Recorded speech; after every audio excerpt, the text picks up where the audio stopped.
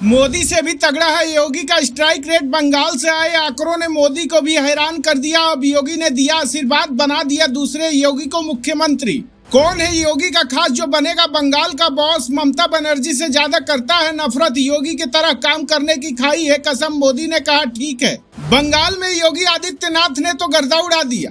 जिन सीटों पर योगी आदित्यनाथ हुंकार भरने के लिए पहुंचे थे, जहां जहां पर योगी आदित्यनाथ के कदम पड़े थे, ममता बनर्जी अब वहां पर बोए नहीं जाम रही है। योगी आदित्यनाथ ने पहले ही कह दिया था कि अब सिस्टम बदलने वाला है, सरकार बदलने वाली है। योगी ने जो कहा था उसको करके दिखाया। लेकिन इसके बीच बंगाल से एक आंकड़ा सामने आया जिसको देखकर मोदी भी हैरान है। कहा जा रहा है कि 2029 के लिए योगी अब तैयारी कर रहे हैं, बीजेपी उनको आगे बढ़ाएगी। क्या कुछ आंकड़ा बंगाल से सामने आया है? किसको योगी आदित्यनाथ मुख्यमंत्री बनाने वाले हैं? योगी का आशीर्वाद किसने लिया है?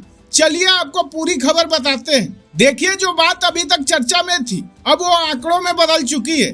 बंगाल में योगी आदित्यनाथ का जो असर दिखा है उसने पूरे सियासत को हिलाकर रख दिया है। अब जरा उस आंकड़े को समझिए जिसने दिल्ली तक हलचल मचा दी है। योगी आदित्यनाथ ने पश्चिम बंगाल में कुल 22 सीटों पर चुनाव प्रचार किया था और इन 22 में से 19 सीटों पर बीजेपी ने जीत दर्ज कर ली, यानी करीब 85 के आसपास का स्ट्राइक रेट है। राजनीति में इस तरह का आंकड़ा बहुत कम देखने को मिलता है और यही वजह है कि इसे गेम चेंजर कहा जा रहा है।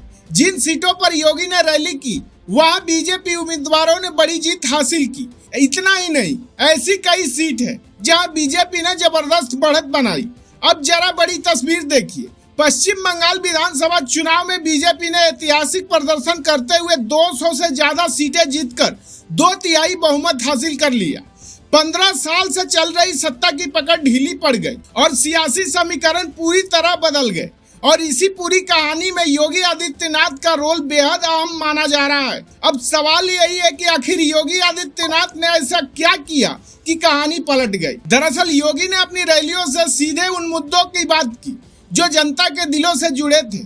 घुसपैठ का मुद्दा, रामनवमी जैसे त्योहारों पर रोक और तुष्टीकरण की राजनीति, इन सब पर उन्होंने खुलकर हमला बोला, जिसका असर वोटिंग में ही दिख गया था। कुल मिलाकर जिन इलाकों में योगी पहुंचे वहां बीजेपी को जबरदस्त फायदा मिला। मगर अब सबसे बड़ा सवाल यह है कि योगी ने आशीर्वाद किसे दिया है? कौन वहां का मुख्यमंत्री बनेगा? तो जवाब है शुभेंदु अधिकारी।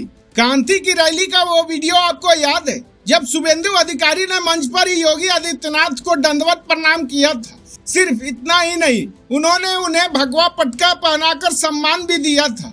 यहीं से साफ हो गया था कि शुभेंदु ही अपने सिर पर बंगाल का ताज सजाएंगे। कई लोग कह रहे हैं कि शुभेंदु का वहां का मुख्यमंत्री बनना मतलब दूसरे योगी को कुर्सी पर बैठाना।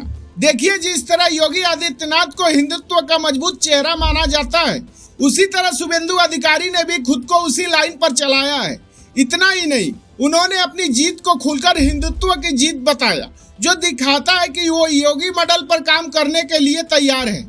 यानी आने वाले समय में बंगाल की राजनीति में बड़ा बदलाव देखने को मिल सकता है।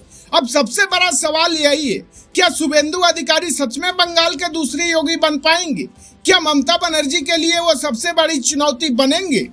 आप क्या सोचते हैं? कमेंट बॉक्स में हमें जरूर बताएं।